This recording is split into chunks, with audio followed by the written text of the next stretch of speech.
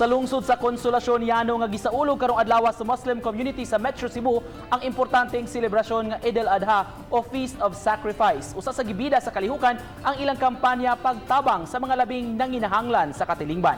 Ani ang report. Sa Konsolasyon Central School, naghiusa ang mga sakop sa Muslim community sa Metro Cebu.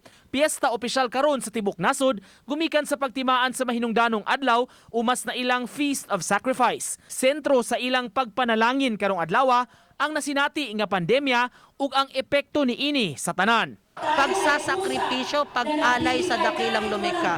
Ang pinakadiwa ng Eid al-Adha ay yaong paggunita sa kwento o pagsubok ng dakilang lumikha kay Propeta Abraham. Atul sa kalihukan, mas gihingusgan sab ang kampanya sa pagtabang sa mga labing nanginahanglan. Sa piso kada adlaw, dako na kuno kaayo kinig ikatabang sa mga kabus. Voluntaryo hinuon kining maong kausa nga gipasiugdahan sa karon direktor sa BIR dinhi sa Sugbo. Nakadaig sa programa ang mga opisyales, lakip na ang mga dinapit nila nga politiko ug sakop kaniadto sa Bangsamoro Transition Commission. Itong charity na to, 1 piso a day, pag naipon to, magiging malaking tulong to para sa mga kapatiran natin mga Muslim na nangangailangan ng financial na tulong. In Konsolasyon, you showed na pwede pala mag-share yung mayaman doon sa mahihirap through yung food donation.